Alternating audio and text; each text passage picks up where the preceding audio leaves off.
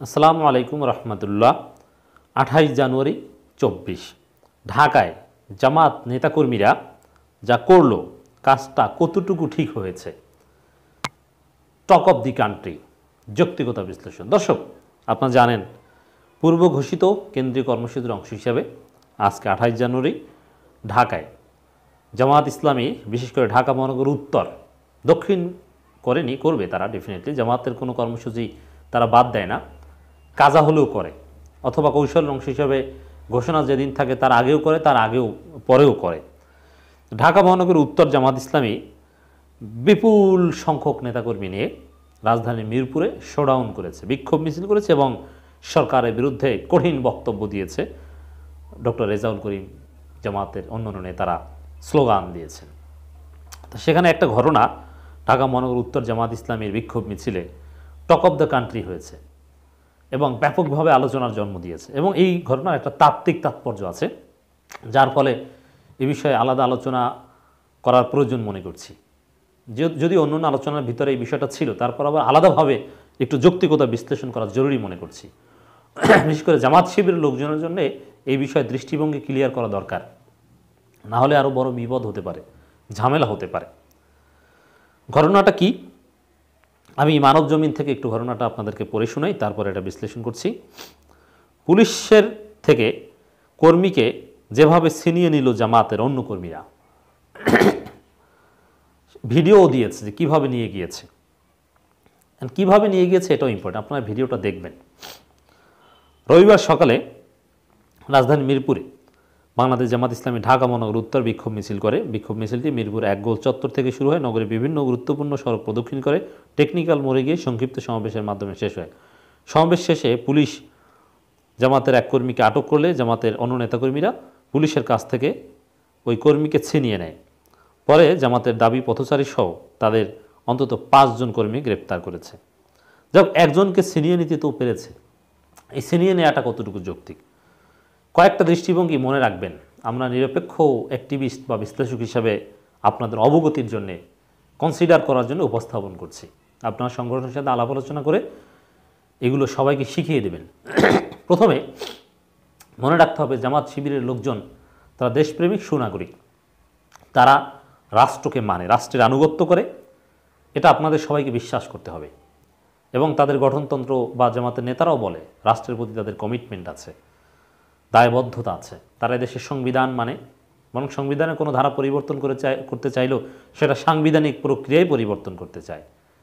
অর্থাৎ নিয়মতান্ত্রিকতায় বিশ্বাসী। জামাত ইসলামী শান্তিপূর্ণ কর্মসূচিতে বিশ্বাসী। তারা কোনো হামলা, ভাঙচুর, মারামারি, ধাক্কাধাক্কি এগুলোর সাথে বিশ্বাস করে না। জামাত ইসলামী পুলিশকে গুরুত্বপূর্ণ মনে করে, জনগণের বন্ধু মনে করে, পুলিশের গুরুত্ব প্রয়োজনীয়তা স্বীকার করে। 2022 সালের 10 ডিসেম্বরের পর, আবার 30 ডিসেম্বরের পর, 2022 সালের কথা বলছি, জামাতের বিজ্ঞপ্তিতে স্পষ্টভাবে একাধিকবার বলা হয়েছে, এই অধ্যাপক মুজিবুর রহমান ভারপ্রাপ্ত আমিরের দায়িত্ব নিয়ে তারপর বলেছেন, পুলিশের উদ্দেশ্যে আলাদা বার্তা দিয়েছেন, পুলিশ জনগণের বন্ধু, বিপদ আপদে জনগণের কাছে পুলিশ যায়। অতএব পুলিশকে জামাত শত্রু মনে করে না, করা সম্ভব না। সেটা আওয়ামী লীগ সরকারের নিয়োগপ্রাপ্ত পুলিশও জনগণের বন্ধু, তাদের সাথে সহযোগিতামূলক কাজ করার নীতিতে জামাত ইসলাম বিশ্বাস করে। অতএব যেহেতু জামাত দেশপ্রেমিক, সুশৃঙ্খল, শান্তিপূর্ণ, কোনো বিশৃঙ্খলায় বিশ্বাস করে না, এই জন্য তারা সুনাগরিক।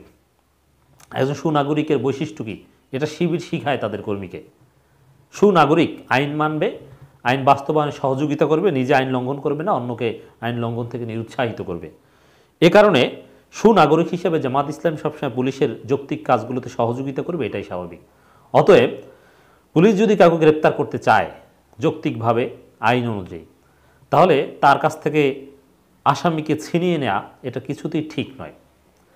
শক্তি থাকলেও যদি জামাতের লোকজন এই কাজ করে, তাহলে পরবর্তীতে এর ডাবল ক্ষতি হয়। আপনি একজনকে ছিনিয়ে নিয়ে যে লাভ করলেন, একজন হয়তো বা গ্রেপ্তার হলো না, কিন্তু ওই একজনের পরিবর্তে তারা 100 জনকে পরে গ্রেপ্তার করবে এবং অন্য কাউকে গ্রেপ্তার করলে তাদেরকে পেটাবে, জনমের পেটান পেটাবে, পিটিয়ে অনেক কিছুই করে, একেবারে আহত করে। আমরা দেখেছি যে এই 2022 সালে 30 ডিসেম্বর মারামারি হয়েছিল পুলিশের সাথে, যাদেরকে গ্রেপ্তার করেছিল তাদেরকে পিটিয়েছে মারাত্মকভাবে, তারপরে তাদেরকে আদালতে উপস্থাপন করা হয়েছে, অসুস্থ লোকজনদেরকে আমরা দেখেছি। অতএব একজনকে সাময়িক সময়ের জন্য ছিনিয়ে নিয়ে আত্মতৃপ্তিতে ভোগার কিছু নেই।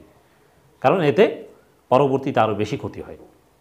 তবে জামাত আজকে যে কাজটা করেছে আমি ওইভাবে নেতিবাচকভাবে দেখি না। এর গুরুত্ব আছে, কারণ জামাতকে মানুষ সাহসী মনে করে, এইরকম একটা গুরুত্ব পেল, জামাত অনর রাজপথে আছে এরকম একটা বার্তা দেওয়া হলো, এই দিক থেকে তাৎপর্য আছে। আবার জামাত তার ভাইকে ফেলে রেখে নিজে বাঁচার জন্য পালিয়ে যায় না, এই বিষয়টা প্রমাণিত হলো, এই দিক থেকেও তাৎপর্যপূর্ণ। আবার আজকে আমি ভিডিও দেখে, যেহেতু পুলিশকে আঘাত করেনি, পুলিশের সাথে কোনো ধাক্কাধাক্কিতে জড়ায়নি, এবং এই গ্রেপ্তার ছিল পুলিশের পক্ষ থেকে বেআইনি।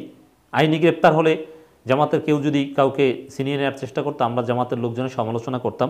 যেহেতু বেআইনি গ্রেপ্তার, অযাচিত গ্রেপ্তার, অন্যায় গ্রেপ্তার, শান্তিপূর্ণ কর্মসূচিতে অযাচিত হামলা, আর সেখান থেকে শান্তিপূর্ণভাবে জাস্ট ছিনিয়ে নিয়েছে কথা বললেও ভুল হবে, শান্তিপূর্ণভাবে নিয়ে গিয়েছে। অতএব এটাকে আমি নেগেটিভলি দেখি না বা ক্ষতিকর দেখি না। তারপরেও মনে রাখতে হবে যে পুলিশের সাথে বাড়াবাড়ির ফল ভালো হয় না, উল্টো মার খেতে হয়, অন্যের উপর প্রতিশোধ নেয়, একজন ছাড়িয়ে আনলে আরও 100 জন গ্রেপ্তার করবে। অতএব সব জায়গায় সব বীরত্ব দেখানোর চেষ্টা করবেন না। আজকের ঘটনার ইতিবাচক দিক থাকলেও এ ধরনের ঘটনা ইন দি লং রান একটা মজলুম সংগঠনের জন্য ইতিবাচক ফল দেয় না।